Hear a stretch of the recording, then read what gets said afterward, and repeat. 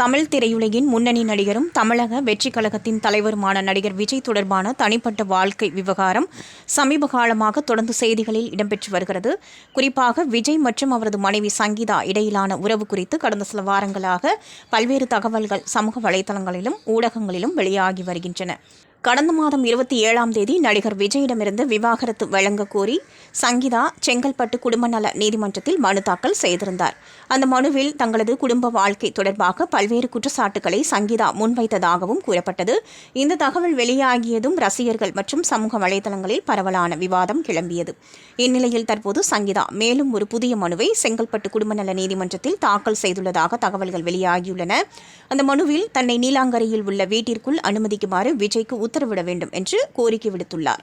சங்கீதா தனது மனுவில் கூறியதாவது: தாம் விவாகரத்து வழக்கு தொடர்ந்த பிறகு நீலாங்கரை இல்லத்திற்குள் தன்னை அனுமதிக்கவில்லை என குற்றம் சாட்டியுள்ளார்.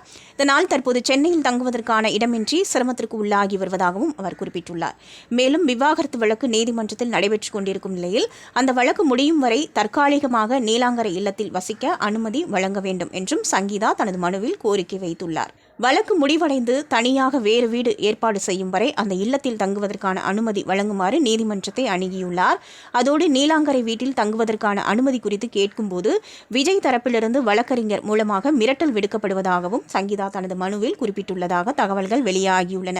இந்த குற்றச்சாட்டு தற்போது மேலும் கவனத்தை ஈர்த்துள்ளது. இந்த விவகாரம் தொடர்பாக நடிகர் விஜய் அல்லது அவரது தரப்பிலிருந்து இதுவரை எந்த அதிகாரப்பூர்வ விளக்கமும் வெளியாகவில்லை என்பதும் குறிப்பிடத்தக்கது. எனினும் இந்த புதிய மனு தாக்கல் செய்யப்பட்டதன் மூலம் இந்த விவகாரம் நீதிமன்றத்தில் மேலும் முக்கிய திருப்பத்தை எடுக்கலாம் என்று சட்ட வட்டாரங்கள் கூறுகின்றன.